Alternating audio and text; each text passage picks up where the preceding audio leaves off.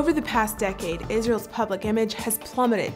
In a 2003 European Commission poll, Israel was described as the top threat to world peace, ahead of North Korea, Afghanistan, and Iran. In 2007, a poll for the BBC World Service asked 28,000 people in 27 countries to rate a dozen countries in terms of whether they have a positive or negative influence in the world. Israel was voted as the country with the most negative influence in the world, ahead of Iran and North Korea, who are sponsors of international terror and openly disobey international and human rights law. People all over the world rely on the media for daily information about world events. The media chooses what to cover, how much time to dedicate to certain issues, and from what viewpoints to cover them. The media plays an essential role in molding public opinion. Public opinion, in turn, plays a major role in the decision-making process and policies that leaders pursue. Consciously or not, if the media isn't objective and unbiased, it can be manipulated for political ends. The big question of the day is the media fair and objective in its coverage of the Israeli-Palestinian conflict? Some say that the media is biased in favor of Israel. Others say the media is biased against Israel. But the first indication we have that something is wrong is the high level of coverage that the Israeli-Palestinian conflict has attracted. This is both in absolute terms and in proportion to other similar news stories. The Israeli-Palestinian conflict is frequently on the front page of major news outlets, despite the wars and genocides that dot the globe and kill hundreds of times more people. There are more foreign journalists in Jerusalem than in any other city in the world, and Israel receives 75 times more media coverage than any other area of equal population, and 10 times more than other nations in armed conflict, with over 900 news articles published about Israel daily. This class will explore this disproportionate media coverage, the biases in this coverage, and the root cause of it all.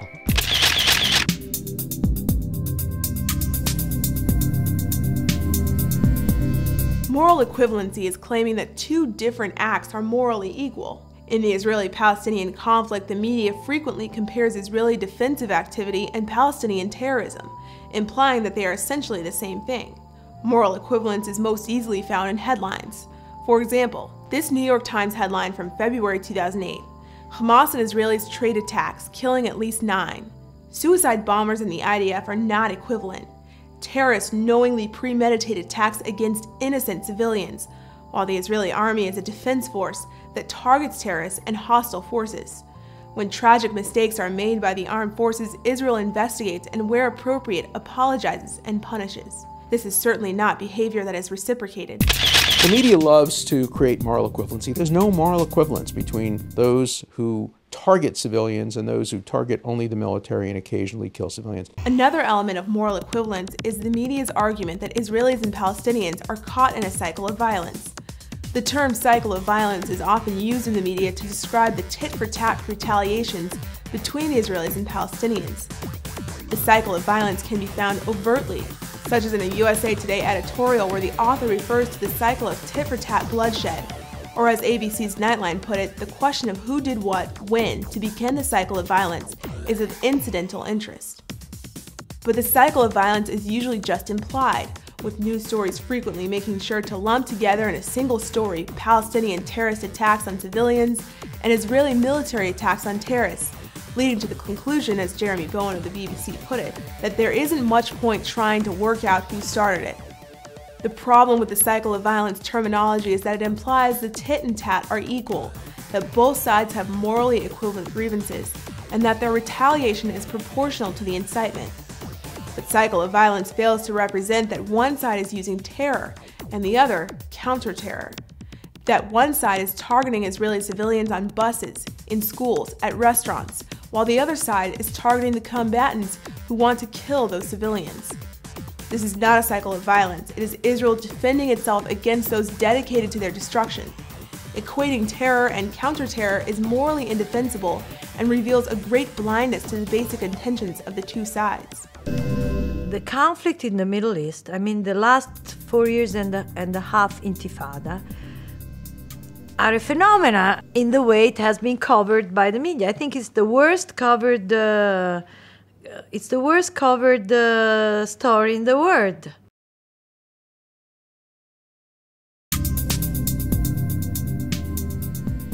It's striking that Israel is the most democratic country in its region.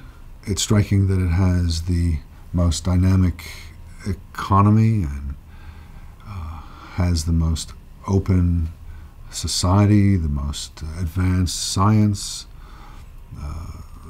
It is unique in the Middle East, and yet at the same time is the subject of so much venom. Even mainstream media outlets produce libelous and distorted reports. Let's look at some of the worst examples of media distortion. An example of this is a photo published in September 2000 in the New York Times, Associated Press, and other major media outlets. The photo was of a young man, bloodied and battered, crouching beneath a club-wielding Israeli policeman. The caption identified him as a Palestinian, with the clear implication that the Israeli soldier is the one who beat him. In fact, the bloodied Palestinian depicted in the photograph was Tuvia Grossman, a 20-year-old Jewish student from Chicago studying in Jerusalem. And the assailants were not Israelis but members of a Palestinian mob who beat and stabbed Grossman mercilessly for 10 minutes. The infuriated Israeli policeman was to turn the Palestinians from finishing their lynching.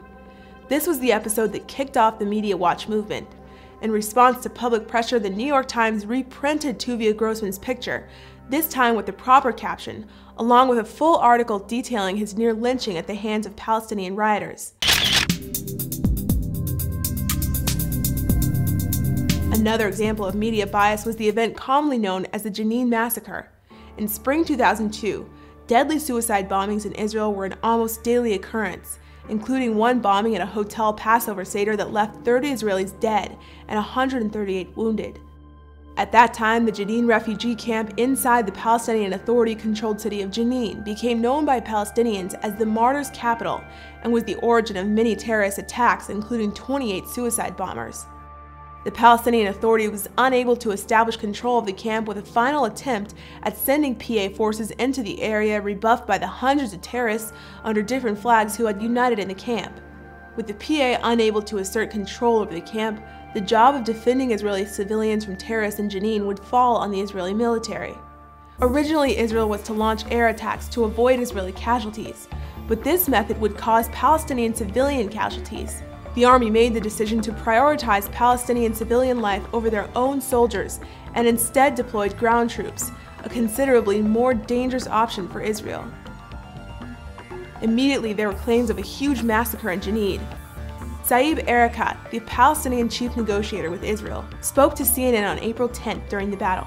The numbers of killed could reach 500, thousands of wounded, and now we've heard of executions there.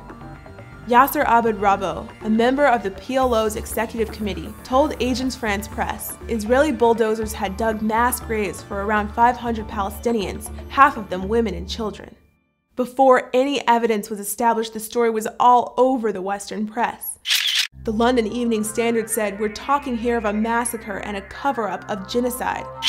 The London Times wrote, "Rarely in more than a decade of war reporting from Bosnia, Chechnya, Sierra Leone, Kosovo have I seen such deliberate destruction, such disrespect for human life."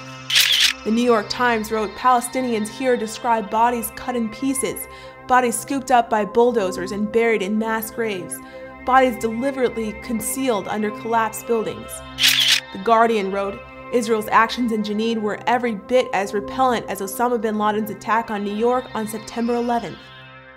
Not long after the fighting, human rights organizations, U.S. Secretary of State Colin Powell, the United Nations, and the media all investigated the Palestinian claims and concluded that the charges were false and that there was no evidence of a massacre, stolen bodies, or mass graves.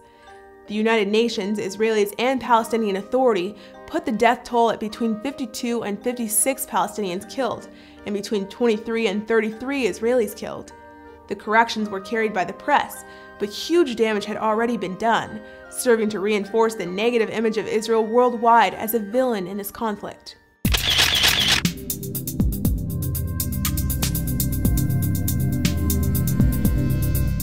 Even worse than media bias is when the media flat out fabricates lies against Israel.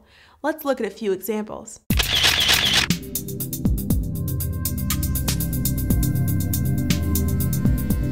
During the 2006 war in Lebanon, Camera, HonestReporting.com, and other media watchdog groups found numerous examples of the media manipulating and fabricating photos. Let's watch a short expose created by Aish.com.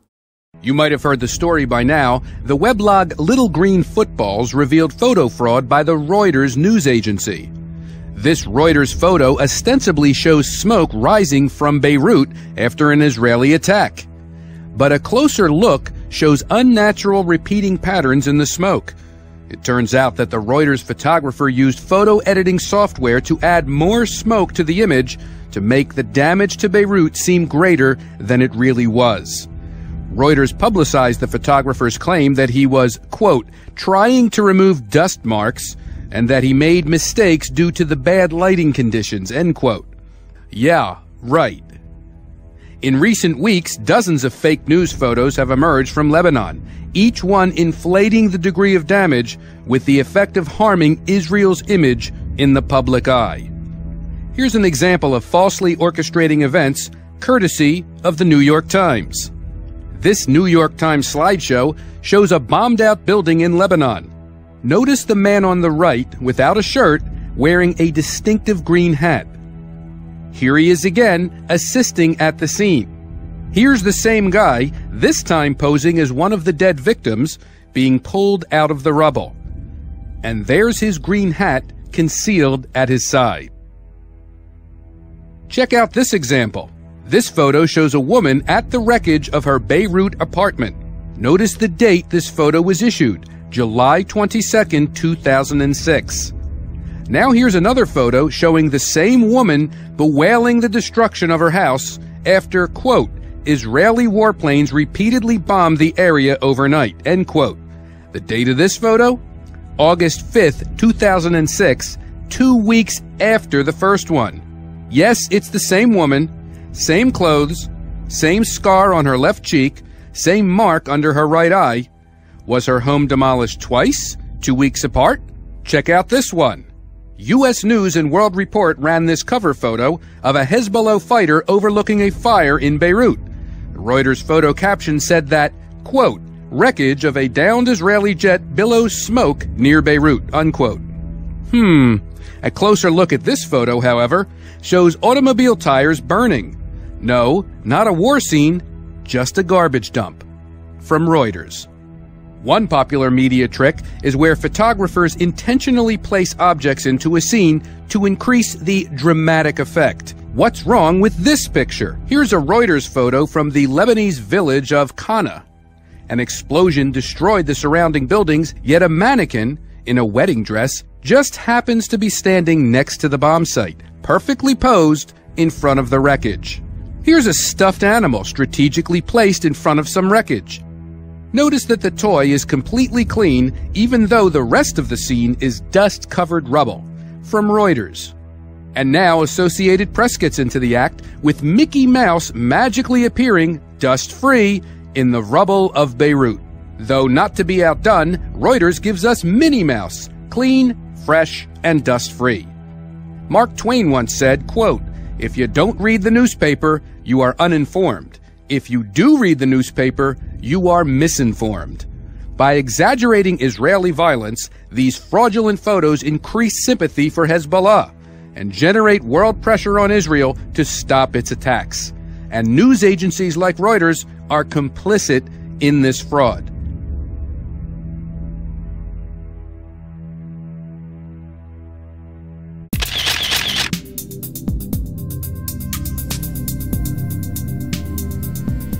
It is important to note that the corrections that newspapers and other media outlets print do basically nothing to counteract the damage done by the slanderous reporting.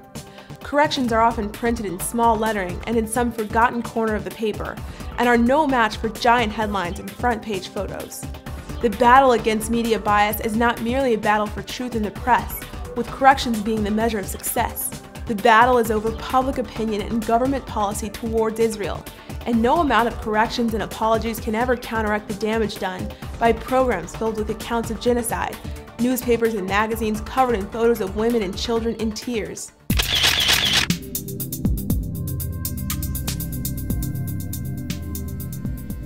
The Israeli-Palestinian conflict has surely attracted more than its share of attention from the world media. While much violence has happened in Israel, the numbers are minute compared to other parts of the world, where hundreds and thousands of people are being killed daily. Yet Israel is the center of attention. Not only is the attention so disproportionate, but it is also biased. The question now is why? Why is the media in general biased against Israel?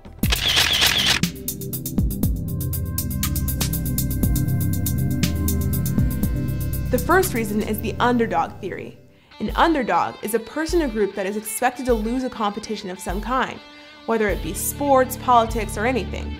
In general, Westerners without a specific preference will favor the underdog. In the biblical story of David and Goliath, people vote for the small, inexperienced David against the giant Goliath. In films, audiences root for the down-and-out boxer, old and forgotten horse, or the inexperienced new guy. Western love for the underdog has helped promote minority rights and stamp out discrimination, but it also leads to supporting the weaker party, even if the weaker party includes genocidal terrorists. It's very attractive to support the underdog, particularly when there's a minimal knowledge of facts, minimal knowledge of what's going on. People play to emotions. The Palestinians have been tremendously successful at creating for themselves the image of being the David versus the Israeli Goliath. Indeed, one of the most common pictures shown in the media is the young Palestinian boy with a David-like slingshot in his hand facing an Israeli tank. Their message is clear: the Palestinians are the modern-day David. It's hard to get up at a rally with a sign that says issues are complicated.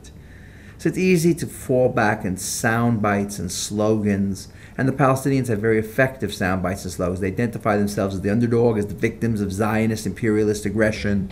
And this Palestinian PR success is actually quite incredible when you look at the bigger picture. Here is a tiny Israel with about 5 million Jews, surrounded by a hostile population 10 times its size on a landmass hundreds of times larger. Indeed, in the days of Pan-Arabism, when the Arabs sought to be one great nation, and there was no such thing as the Palestinian people, Israel was clearly the underdog and enjoyed broad international support. But by turning the conflict into one between the Israelis and the Palestinian people, instead of with the entire Arab world, the tables have been turned. In the public relations battle, the David, the underdog, is always going to win.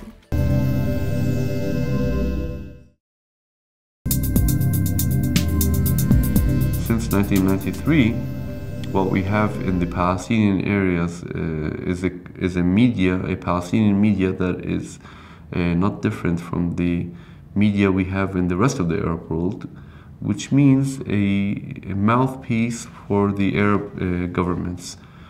In fact, we don't have a free media in the Palestinian territories or under the Palestinian Authority. The media is 100% controlled by, once it used to be by Arafat's office, now it's by Arafat's successors. So it's not a free media. Arab world look at Western journalists as a vehicle how to put their message into the public sphere in the West. They intimidate the Western media people who try to dig into what goes on, especially in the Palestinian arena, and they threaten them, and they even hurt them. And many cases where, especially during the Intifada, when Western media people who did not agree to disseminate the Palestinian message and to adhere to the Palestinian directives, how to put things and the way of wording and everything, they were even hurt by the Palestinians. Their cameras were broken, and the Palestinians did not mercy them if they didn't act according to the Palestinian guidelines. After an Associated Press cameraman filmed Palestinians celebrating the September 11 terror attacks, the cameraman's life was threatened in order to prevent the AP from airing the footage. I personally run into many journalists, foreign journalists, who avoid reporting about a story simply because they're afraid of the consequences. Some foreign journalists refuse to write a story that reflects negatively on the Palestinian Authority because they want to go back to Ramallah, for example. When a mob murdered 2 Israeli soldiers in Ramallah, there were many cameramen from around the world who got the footage of this lynching.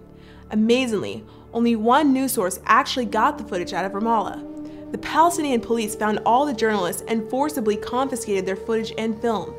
There was one Italian journalist who was able to smuggle the footage out of Ramallah undetected. The horrifying footage of the mob attacking the soldiers was aired around the world. The next day, the Italian journalist publicly apologized to the Palestinians for showing the footage. Why would a reporter publicly apologize for airing this footage?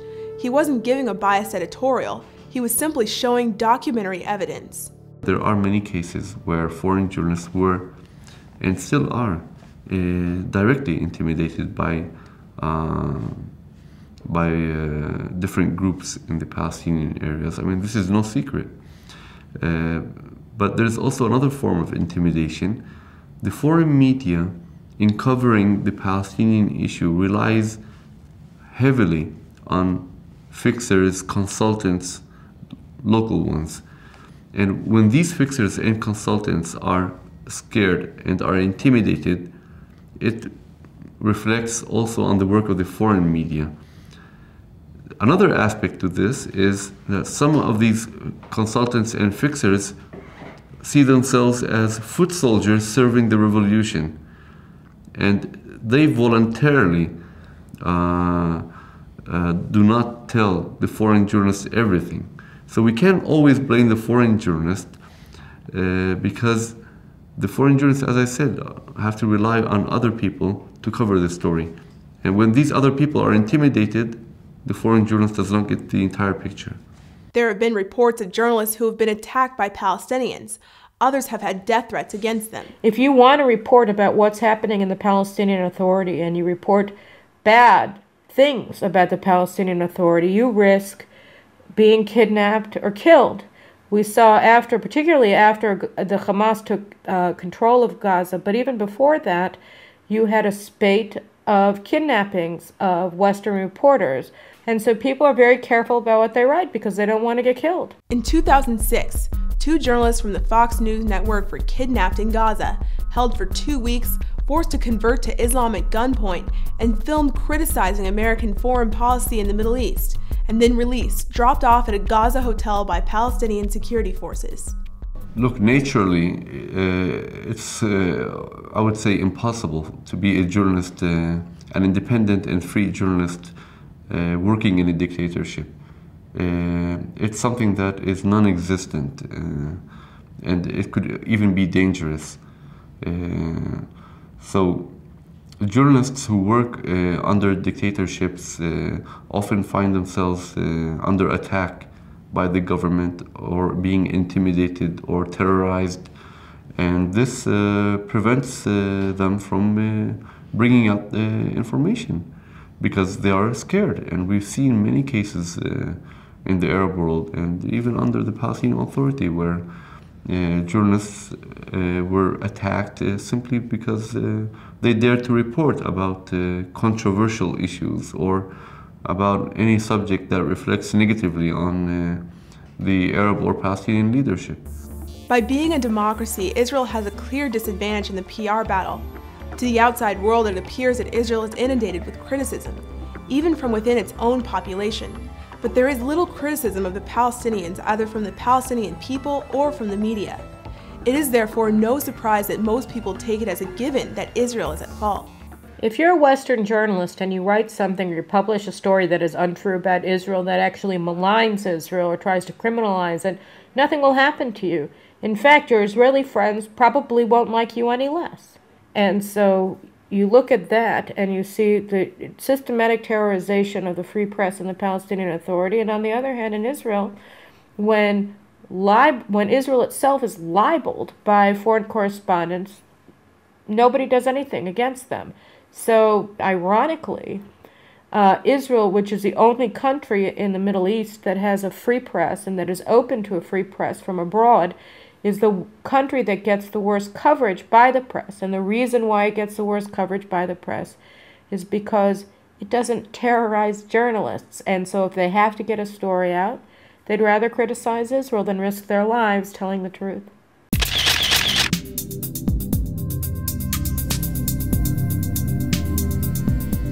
Writing in the New York Times on October 16, 2002, Thomas Friedman noted, "Criticizing Israel is not anti-Semitic, and saying so is vile. But singling out Israel for opprobrium and international sanction out of all proportion to any other party in the Middle East is anti-Semitic, and not saying so is dishonest." Seymour Martin Lipset put it best. He said, "Anti-Semitism is the socialism of fools. It's the great equalizer. And you'll find it on the left and on the right. And the further you go from the middle, the more you're going to find. And there's no question that one of the big things motivating this is sheer, plain old, angry anti-Semitism. Don't understate it, don't underestimate it, and don't be ashamed to call it for what it is. Not all criticism of Israel is anti-Semitic. Some of it is perfectly legitimate, and some of it and is deserving of serious discussion. But when Israel is presented as the world's greatest violator of human rights by people who whitewash atrocities being committed all around the world, then you know you got a problem.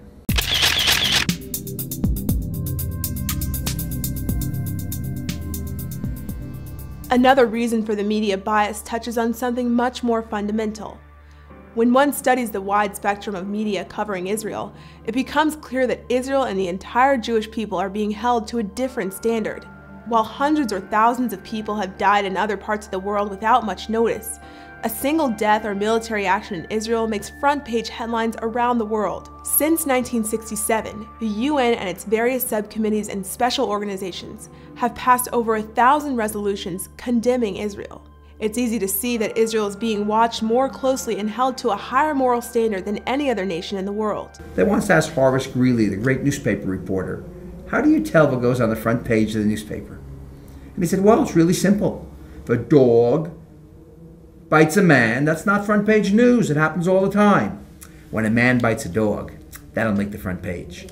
And so when Israel acts like its enemies, when Israel acts in a fashion that does not reflect Israel's image as the metaphor for democracy and morality, in other words, Israel acts like the United States acts sometimes, then Israel receives a level of criticism unparalleled, unrivaled by any other country. There's a reason for it, because Israel in the American pantheon of dreams represents that shining beacon of democracy. It represents a set of values, the courage of our convictions. Yes, we expect more from Israel than we do from ourselves.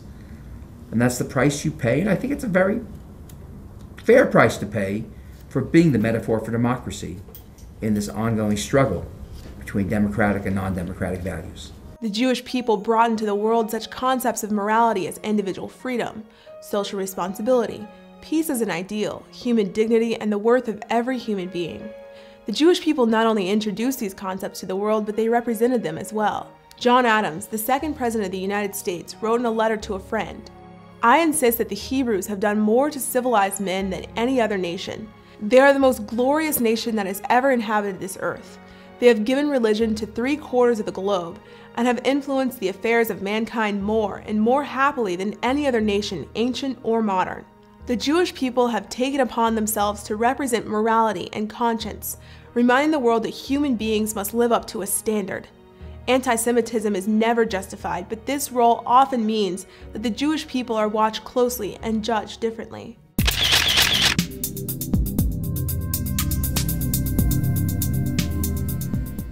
What we've seen in this class is that the media not only reports the news, it shapes the news and plays a critical role in shaping public opinion and, by extension, government policy towards Israel. The media is the front line in public opinion, influencing voters, influencing politicians, and influencing the future of the Middle East. At the same time, the media is susceptible to public pressures.